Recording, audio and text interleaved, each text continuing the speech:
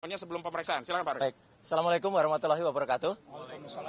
Ya, sesuai dengan tadi yang disampaikan oleh kuasa hukum kami, ya koordinator non litigasi Pak Ahmad Kosinudin, saya bersama dengan Bu Kurnia Triroyani bersama dengan Pak Rizal Fadilah ini hadir untuk memenuhi panggilan yang pertama, ya gitu, panggilan selaku saksi yang pertama. Jadi jelas ya panggilannya selaku saksi. Kenapa kami baru hadir sekarang? Karena memang jelas ya.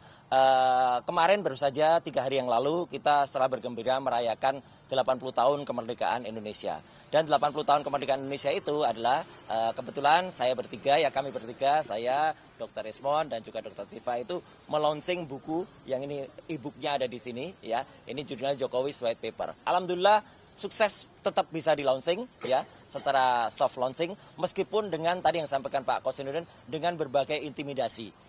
Intimidasi yang pertama adalah kami sudah mendapatkan ruang booking itu di ruang Nusantara di UC, University Club di UGM. Uang booking sudah diterima.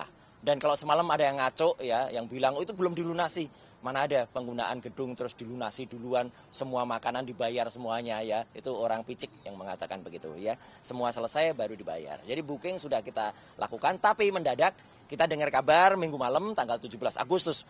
17 Agustus loh, kita sedang merayakan 80 tahun kemerdekaan Indonesia, tiba-tiba gedung itu disatroni. Saya bilang disatroni karena katanya nggak resmi. Ada petugas dari Polsek setempat itu datang dan kemudian melakukan intimidasi dan lain sebagainya, interogasi. Dan akhirnya pagi-pagi, Senin pagi, pada hari H kami akan menyelenggarakan, tiba-tiba panitia kemudian informasi ruang itu nggak bisa dipakai. Ya sudah, karena ruangannya nggak bisa dipakai, kita pakai coffee shop. Teman-teman tahu kalau di coffee shop itu siapa aja boleh masuk.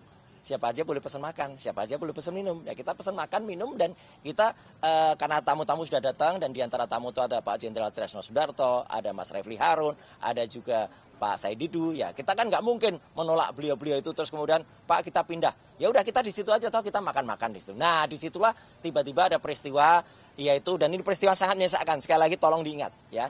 Baru kali ini kita ngalami setelah lagu Kebangsaan Indonesia Raya kita nyanyikan, setelah himne Gajah Mada kita nyanyikan, ya saat doa kepada Tuhan Yang Maha Kuasa, kepada Allah Subhanahu Wa Taala, lampunya dan AC-nya dimatikan oleh oknum. Ini kan luar biasa jahatnya, luar biasa tidak bermoralnya, luar biasa tidak beragamanya oknum yang melakukan itu.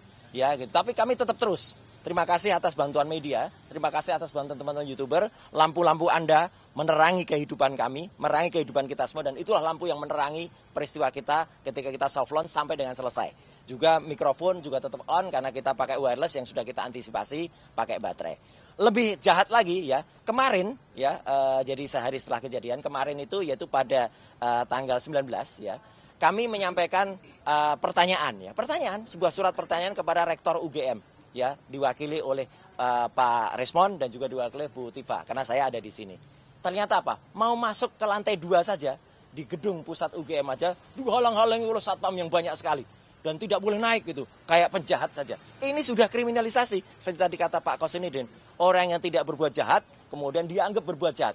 Jadi ini jahat sekali. Nah, hari ini ya kami mengantisipasi kalau ada tindakan kriminalisasi lagi nanti yang akan dilakukan, seperti yang dialami oleh 3 rekan kami kemarin. Ya, mulai diperiksa jam 10, ada yang jam 11, tapi tiba-tiba ada yang selesainya baru jam 9 malam, jam 12 malam, bahkan jam 4 pagi mau subuh. Ini sudah sangat tidak manusiawi. Jadi kami sepakat, tadi kami setuju untuk membatasi pemeriksaan hari ini ya hanya sampai pada maghrib.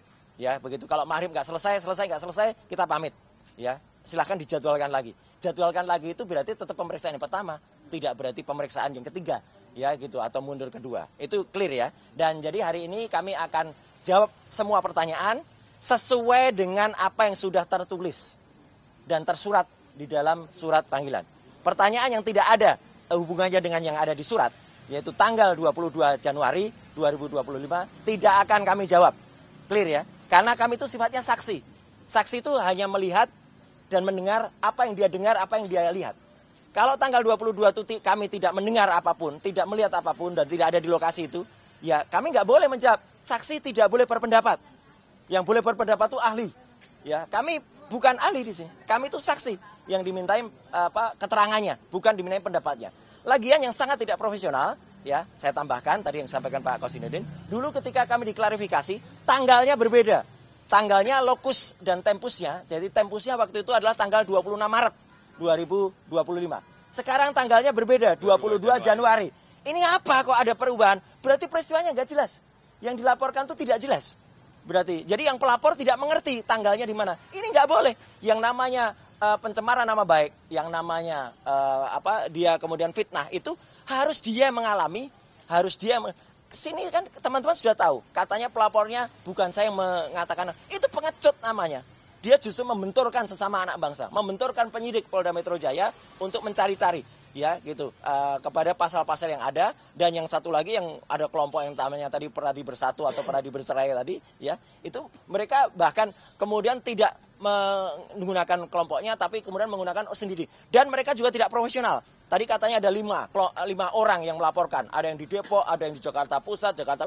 Ternyata sudah polisi sudah capek-capek manggilin saksi-saksi, kemudian ternyata yang 2 dibatalkan. Ya, mereka menarik laporannya. Ini kan penghinaan terhadap kepolisian. Ya, lapor tapi kemudian, dan ada lagi penghinaan. Salah satu orang yang sering datang kemudian memberikan kesaksian, itulah orang yang namanya Sylvester Matutina. Penghinaan karena dia adalah terpidana. Orang yang terpidana selain tidak boleh menjadi komisaris, juga tidak bisa memberikan keterangan. Keterangannya harus cabut, apalagi dia memberikan keterangan yang konon sangat esensial ketika peristiwa di Solo. Itu nggak boleh, harus dianggap. Karena apa? Kalau dia masuk penjara, berarti dia nggak ada di peristiwa itu. Jelas kan? Dia nggak bisa memberikan keterangan di situ.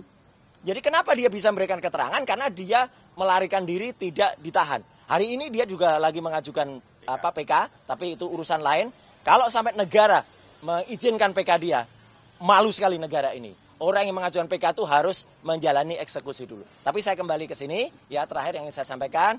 Doakan semoga teman-teman juga sabar, teman-teman juga menunggu kami, ya. Kami akan lakukan sebaik-baiknya, meskipun kami dengar pemeriksaannya itu nanti akan ada 24 eksemplar yang di-print tiap halaman. 20 berkas ya. Ya, 24 berkas, ya, tiap halaman.